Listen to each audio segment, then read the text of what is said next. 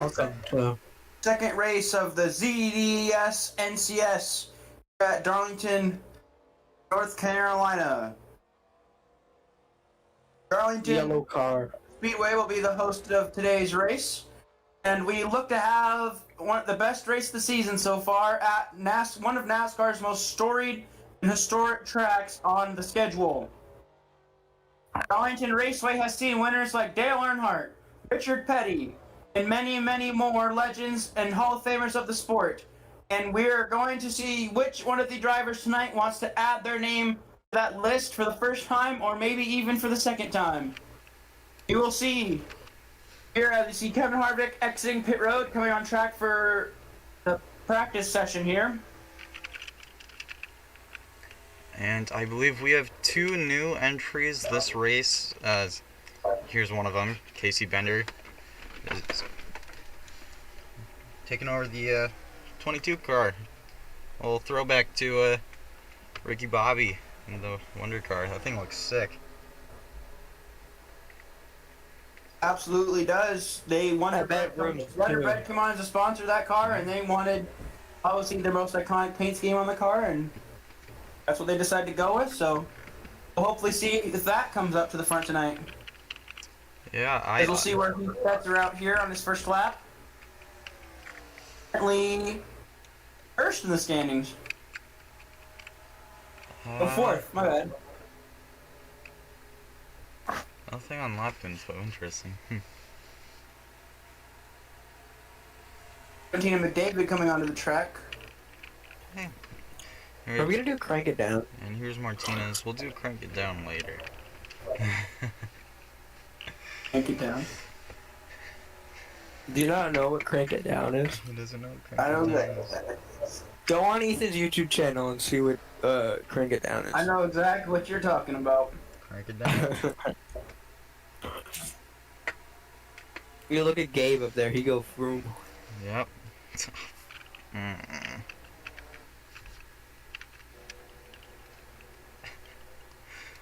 Why? What? I don't know why it's like this. Because you have Burger King PC, and that's okay. I don't have Burger King PC. I have a quick No.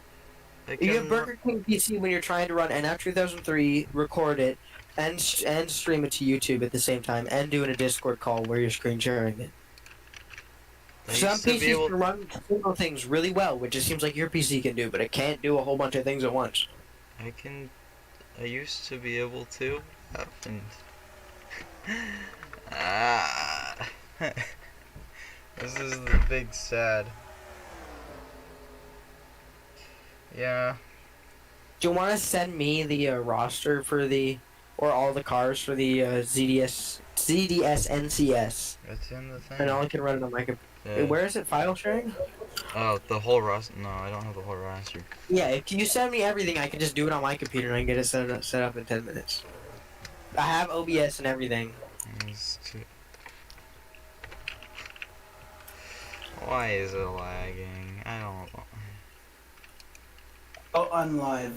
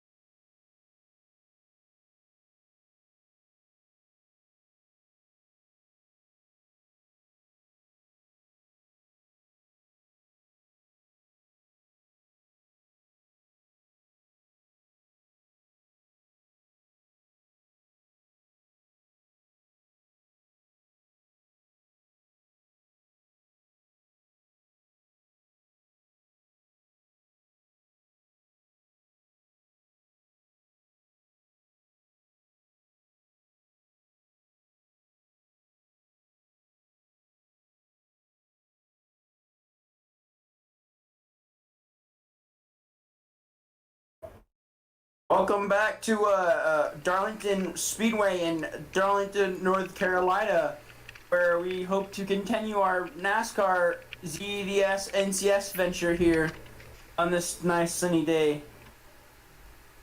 We had some You can do it. technical difficulties, but we are back now. Hopefully they are fixed.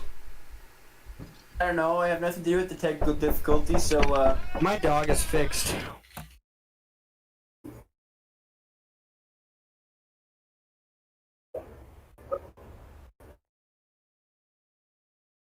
I want that.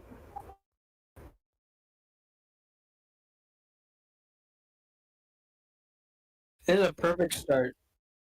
Dude, he's literally just getting. And this is why we do not. And this is why I told Fox that we did not want to do the broadcasting from home. We wanted to use the booth at the Speedway, but oh well. Maybe we can go to the actual Speedway booth. No comment. No comment. Ethan, you can be the Jeff Gordon. You can literally just be a child. No comment. I heard you laugh a little Look bit. at that '93 car. Look how nice that is. That's a real nice car. That's all I have to say. It truly is a nice car. Whoa. Nice car. Whoa, nice guy. Yo, White Dueling is in first place. Oh yeah. Yeah. Yeah, look at... Fine. No, wait. Yep. Why dueling with your current fastest lap? Bro, Kevin. he let off. He's cheating. He let off some weight earlier. You know what I mean? Ethan? Can't say that. Oh, that's See, one nasty, car is, man. Let's see, where's the 22? There he is. There's our boy. Joey Linguini? There's our new No, guy, Casey and, Bender. I'm joking. Casey Bender, new driver of your 22 car. He's boogieing. He's, following the footsteps of the late Ricky Bobby. He says, I want to go fast. So that's exactly what he's doing tonight. He's going fast. Fast too. He's going 180 right now. That's pretty quick. About to put down his first lap. Supermarket with that pretty fast. I bet he could run some groceries pretty quickly. 5 minutes to the store and back. Pick up some Wonder Bread. One car is flying right now. He is like right ahead of the field. Let's see, where did that... How fast was that 22 car's lap? I don't see. 27th. Oh? 30th, no. These things are running a little off pace compared to some of the other guys here. Jared Bain, one of the only, the only Dodge driver for ZD Studios. Things looking real fast. See what those Hemis can do tonight. They're good. They can roam. That's what they can do. Here's Josie dueling in her Gatorade car. Also one of our new drivers tonight. Amazing backstory behind that car. Gatorade was her favorite drink her whole life, and she loved squirting it on people at games to cool them off. She was a young kid, and she was talking about that story and at a press conference, and then Gatorade kind of figured out, like, oh, we don't need to sponsor just Victory Lane. We could sponsor a car too. And anyway, now she has a sponsor. Yeah, funny enough, Gatorade is also her weapon of choice. Fear. Correct. I'm still convinced in America's public schools. That's your advice to you folks out there. I'm still convinced in America public schools. Sometimes you'll see these signs right by the doors where they'll say no weapons allowed in the building. They have to put the Gatorade squirt bottles on there. Those things are not safe. They're really not. Probably should be taken care of, or have a little further security on those bottles. The range on those things is the most underrated thing I've ever seen in my life. Like, Yeah. you can be standing 20 feet away and you'll still get hit. Fully loaded Gatorade bottle, put it on the ground, stomp on it. But, That thing's like a mortar. like, why buy a water gun when you can just go get a $5 Gatorade bottle? $100 Super Soaker has nothing on a $5 Gatorade water bottle from your Little League baseball practice. 100% true. 22 car. It looks like he's in second now. Well, that was quite the change in position from 30th to 2nd. That 51 car. Bumped down to This is 3rd. probably arguably his best track of every single track out there. So he really hopes to get it done tonight at Darlington. Whoa, contact with the 17 and the 60. That was a little rough. That's great. That's how Darlington works here. A narrow track. That's the. A little. You're gonna see him have a hard time passing tonight. I think what was going on there is that the 44 was trying to get to pit road, but was not exactly in the best spot to do so, and made contact. Colby McNichol in the pits now. Not sure what these fuel windows are per se, but it looks like they're changing tires mostly. It looks like they're really wearing through those Goodyears a lot quicker than you might expect. The number one thing about this track is it's very narrow, and so it's really hard to keep the car off the wall. So this track eats tires, and pushing at this track, trying to keep the car off the wall, you're gonna eat a lot of tires in the process. So you're gonna see him have to pit for tires, but you're gonna have to see him pit for gas. You know, see, this is a real slick track too, with high power, high downforce. Although, it seems even with that enormous rear spoiler, they're still getting sideways through 1 and 2. Not as much in 3 and 4, but you see there is a slight slip angle there. But you can definitely expect some slide jobs during the race, at least. You see them going too wide here, and this is the one track a lot of drivers hate for that reason. Look how narrow it is. There is not much room for them to even go too wide. Too wide is basically taking up the whole track. And it's not a very comfortable track to pass at. You'll see a lot of drivers. Their true colors really honestly show at this track. Are you a more conservative driver? Are you going to make that 21 car has no care? He just goes. He sees the gap, he takes it. That's the number one thing at this track is: are you going to take advantage of those little tiny passing zones? Yeah. And I will bet we will not have a cautionless race. I guarantee you we will not. What?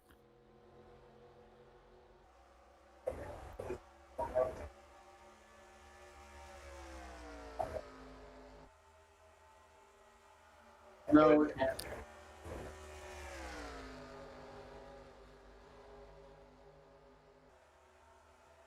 Ethan's dad dismembers a corpse. Let's get back to the street. Yep. No, we gotta talk about this. No, we're not going to talk about it. Casey Bender remains second place, trying to get ahead of McNichol, who currently has the fastest lap of a 28.799, which is pretty quick. Though definitely the one thing about this track is during the race, the 12 car may have the fastest lap, but I guarantee you he won't be running away in the race. I mean, he may. As we saw at Daytona, we thought Wyatt was going to push to the front, but ended up wanting to stay in the back, and he wasn't able to get back to the front. So I don't predict anyone's going to be super pushing right off the bat, but you know, sometimes we're wrong. A lot of the times we're wrong. So we're just going to have to see how that goes. Harvick getting into the 40 car and that Busch non-alcoholic brew car. We're like weathermen. We have an idea of what's going to happen, but it might not actually happen. It really is true. And my honest opinion about this track is, with the way this track eats tires, I wouldn't want to push right away. Oh no. Because I mean, from my racing experience and from watching many races here at this track, is the driver that saves his tires may be able to make a huge run at the end of the run. Like if we stay green for more than a little bit, these cars get spread out like kind of like they are right now. You could see a single driver make up half a track off safe tires alone.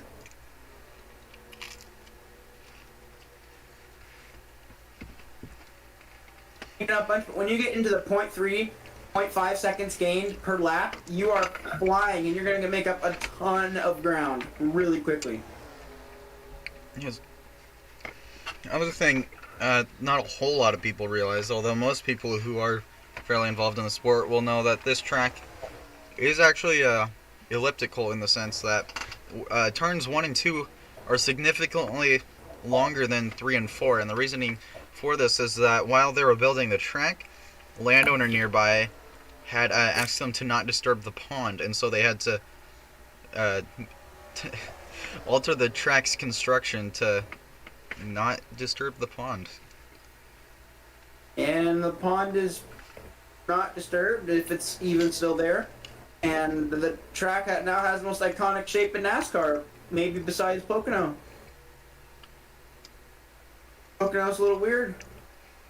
I'm gonna be honest, I think Pocono is the prime example of that a unique track shape is not always good. You know what? I don't think you're wrong. I for some reason there's there's supposedly listed 4 turns at Pocono. I don't see it. Apparently, turn 3 is 2 turns. I mean, I don't see it, but apparently it exists. So apparently Pocono has 4 turns. This has 4 turns for sure. Well, yeah, this has 4 turns. It's more of an oval than Pocono is. Pocono's the tricky triangle. I love how they call it the triangle on TV, but then say that it has 4 turns. Triangles do not have 4 corners. I'm not sure if you have known that at all. In my personal opinion, it should be 6 turns, or even just 3.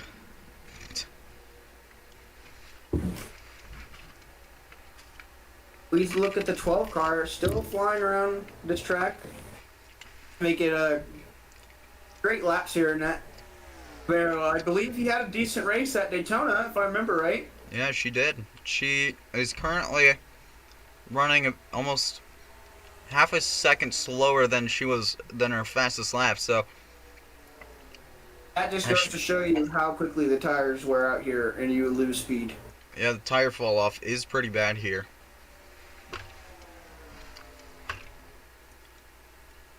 And I guarantee you your wreck comes from like something right there. So she just got into 88 passing. Most of your passing will come into the turn, so that's the easiest place to pass here. That's like the only good place to pass here. Well, the best place at least. But you're gonna see probably your wreck will come from tire wear, in my opinion. Because you're gonna get into the corner, someone's gonna say, "Oh, looks like I don't have that grip," and they're gonna get in the wall.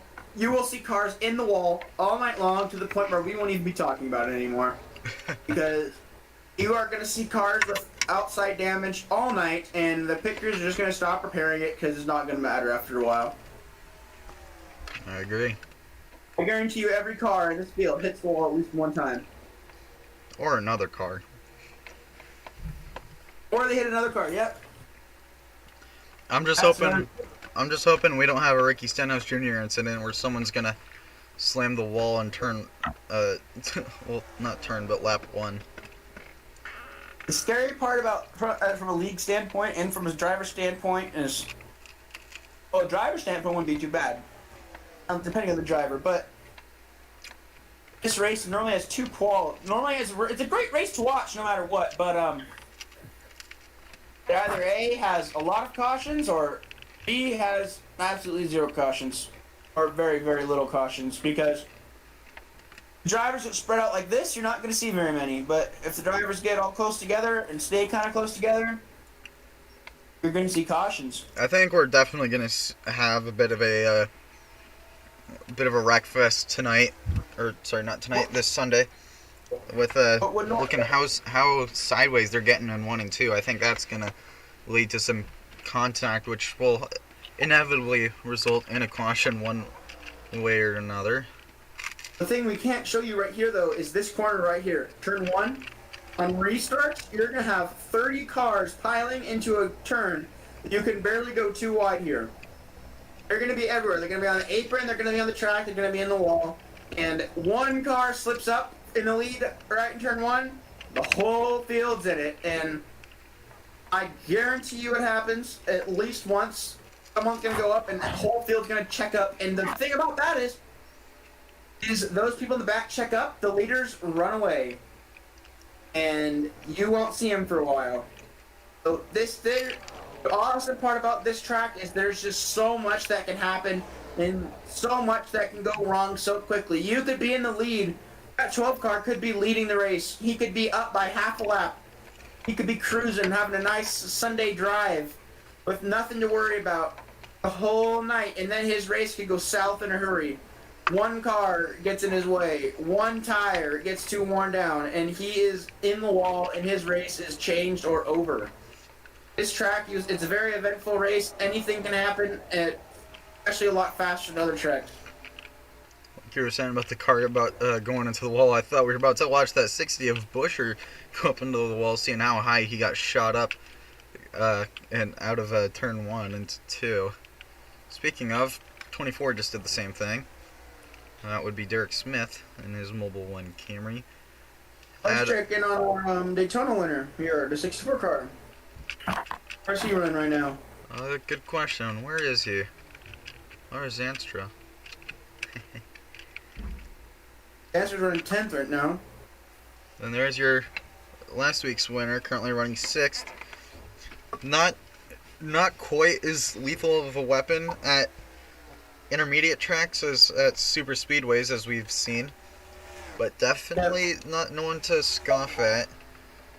Still, like I said, running 6th. That's means there's he's in there 33 other cars that he's better than out of. Don't count him out because the car 20th might just end up being the winner with the way this race could go. So that's true. But you never know. You mostly the guys who are running up front are going to be praying that the guys that the cars around them are going to be able to kind of run away from the big pack, and if they end up forming a pack of their own, that they can hold their own without making too much contact. So it's going to be interesting to see how these guys are, as we're coming down to just under 2 minutes remaining in practice. As Colby McNichol remains your practice leader still. Casey Bender second, Wyatt Dealing third. Speaking of, here is Bender running right in a draft line with Kurt Busch, Jared Bain, Gabriel Catava, as well as Brian Martinez. We'll talk about Brian for a second. As we've mentioned last week, terrible luck in virtually every series. After being the last car on the lead lap at Daytona, after those green flag stops led to a lot of cars getting put a lap down, I think this 2 car might have a bit more of a chance this time around than before. Running 11, not out of it. I just don't see us. I just don't see us getting a spread out here this weekend as much as we did last weekend. You have to take into consideration that this track is at 1.5 miles smaller than Daytona. Yeah. And every car is not on track right now either. So I bet you about half the cars are on track right now. So it'll be really a lot more tight when everyone's in there. I agree. 20 seconds remain. And Casey Bender etch out the 12 car. Could Wyatt etch out the 12 car? We'll see here in 10 seconds. Tyler Mallon in the 808 car. The what? I think Tyler Mallon's running the 08 car tonight. Ah, yeah. White dueling your 3rd place driver right now. Fast lap of a 28.830. Just ran a 30.7. That after this is going to be dueling's 40th lap, which just shows which gives you a pretty good idea of the tire window and when to pit. I'm sure that car is pitted at least once in this during He's practice. pitted twice, from what I've seen. There you go. There you go. Practice is complete.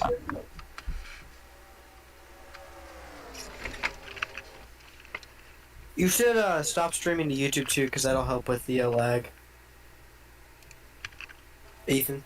Yeah, hold on. We're pausing, alright?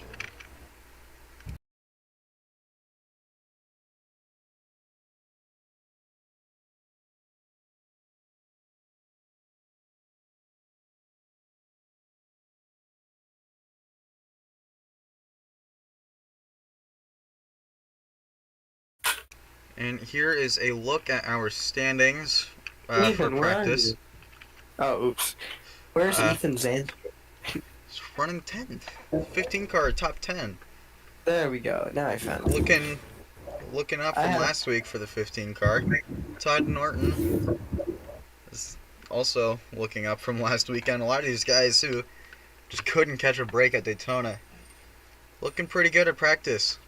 Except, unfortunately, for DaCosta, who is, in fact, 28th, unfortunately. Don't overlook that 4-car in 12th spot. He has proven that he could race Darlington very, very well many times. He's won here times in the Cup Series.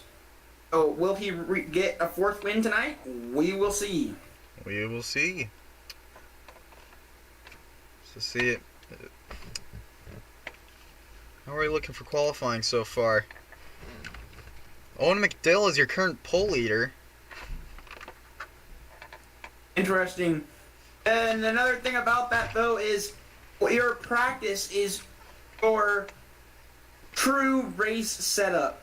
What they're going to do for qualifying is they're going to put a lot of tape on that front grille. They're going to add a lot of downforce and a lot more speed to the point where they could basically run about 2 to 4 laps without the car blowing up. And then they're going to bring it down to pit road and they're going to put it full of coolant to cool that engine back down, get ready to race in here tonight. So Owen McDill could be the fastest qualifier, but not the fastest car in the race for sure. That's right, and our practice leader, Colby McNichol, still qualified super strongly in, qualified really strong in that 5th spot. Still qualified. A lot of those guys who are running in top 10 in practice are maintaining top 10 in qualifying as well. It shows they've got both the speed to run by themselves as well as around other cars, which is really important in case, well, not in case, but when some of these cars start to get split up and these cars are all spread out and every other car is running by themselves. Are down to 28th in qualifying. What you see in qualifying and what you'll see in the race is completely different. I guarantee you that, except for Casey, he seems to be pretty consistent all the way around. Because you'll notice here in the practice session they're running about 28.8, if I remember correctly. Like low 28.8. It's like almost 28.9 second lap. Pretty much is what they were running here. In qualifying, they're running at 28.6, so they're a lot faster, as you can tell. Oh yeah, definitely. All right, well that's your that wraps up qualifying and practice tonight. Let's go ahead and get ready for the race. We'll see y'all this weekend, Saturday, 2 p.m. PST.